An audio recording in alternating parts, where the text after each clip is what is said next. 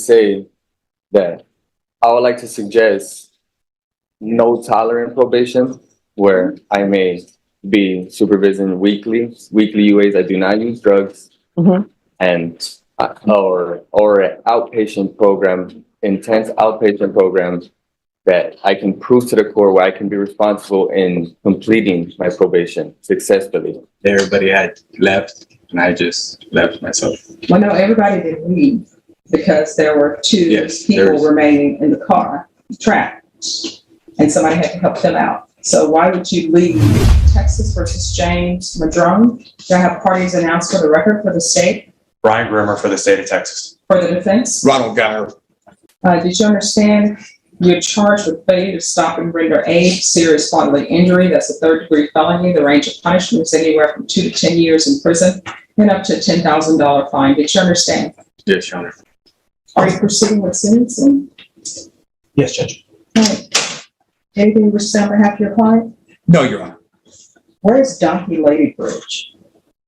Now it states in here that they had met you through a lease. OP1 said they were at the complainant's house when the group of males showed up in Unit 1. Unit 1 is the vehicle. She said they decided to go to the Donkey, D-O-N-K-Y, Lady Bridge, but instead ended up driving around. Where is this Donkey Lady Bridge? I'm not sure, Your Honor. I've never been there in my life. Are you still driving a vehicle? No, not here. How old are you? 21. If you drug tested today, what are the results going to be? Before you answer no, that you are going to be drug tested today. Don't say just. Just tell me what you're going to be positive for. Probably, maybe a little bit of marijuana. And what else? That's it. I don't do anything else. What do you do with the rest of your day other than marijuana? I work. Where? I would work at Bohannon's. All right, guys, this case kicks off intense. James Madone tries to talk his way out of real consequences. He's suggesting probation, promising to quit drugs, and making commitments to the judge, but it goes downhill quickly literally. The judge isn't convinced. She responds with tough questions. Why flee from an accident leaving people trapped? Madone's explanations start to fall apart right in front of us, and the courtroom tension rises fast. What do you do at Bohannon's? I'm a dishwasher and trash stuff. So you have a car accident and your go-to is to leave. Why would you leave a car accident? Just everybody had left, and I just left myself. Well, no, everybody didn't leave. There were two people remaining in the car, trapped, and somebody had to help them out. So why would you leave injured people behind in the vehicle? I was one of those people injured in the car. And then I got out. They held me out, and then I walked home. Okay, this is not where he's going to pretend he wasn't driving, is it? We're pleading no contest, Your Honor. Okay. So again, why would you leave someone behind in a vehicle that's injured? You got out. Did you go to where they were sitting in the curb and speak with you? No. Okay. Oh. Did you call for help for anyone? Why not? Just being ignorant. You see, let me just tell you what I know about life from my time on the planet.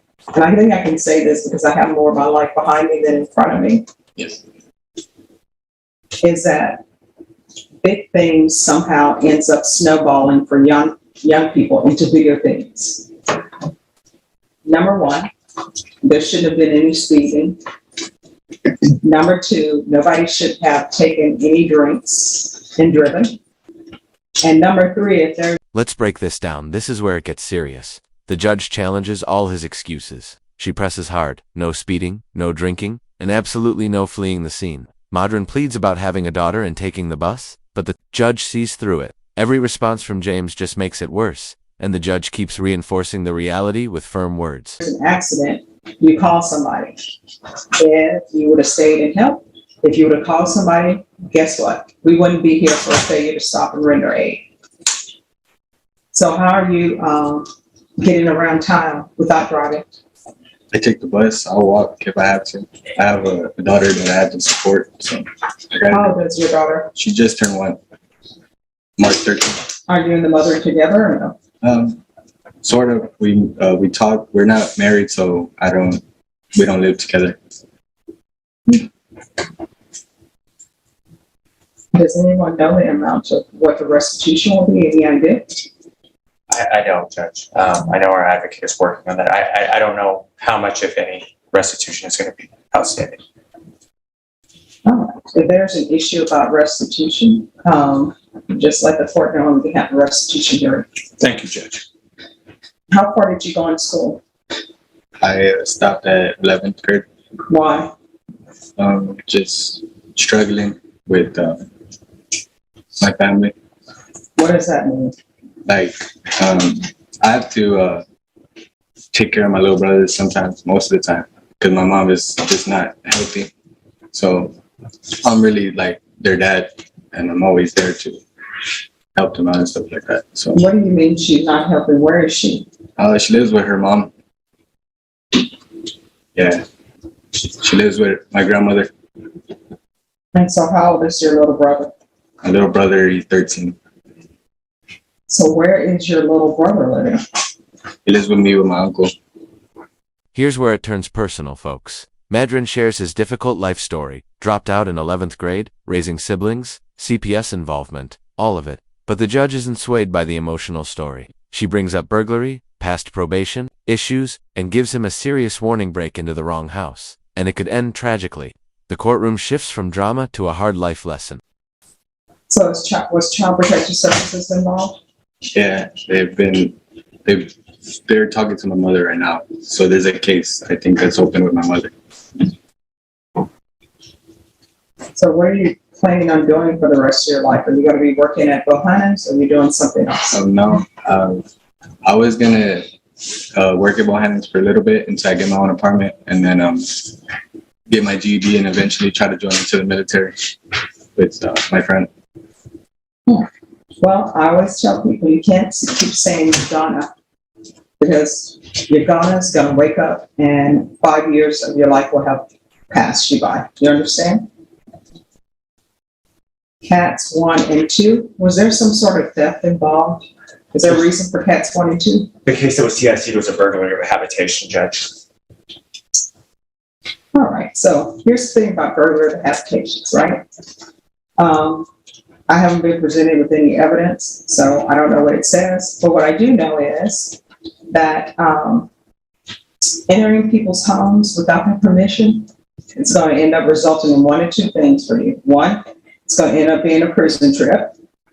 And burglary of habitations, range of punishment is 2 to 20 years. Or either you're going to break into somebody's home and you're going to be shocked to find that they are at their home and you may end up being shot or killed. And you know what people are going to say?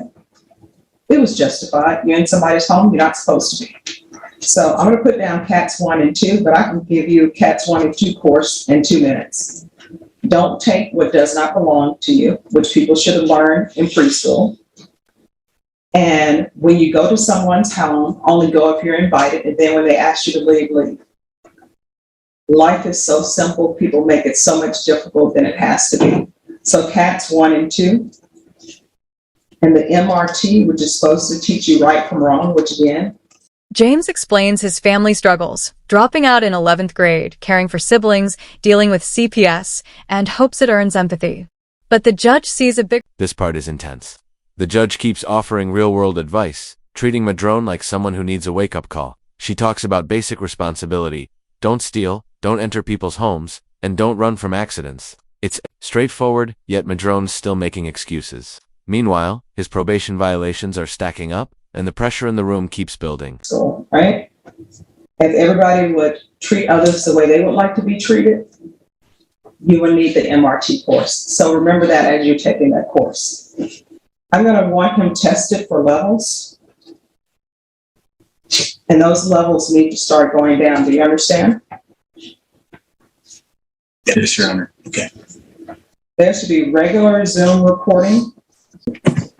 Mr. Madone can hear you. Mr. Madone, Ms. Pettis has some words to say to you. I require that everyone treat everyone with respect, so just listen and internalize what he's saying. You may proceed.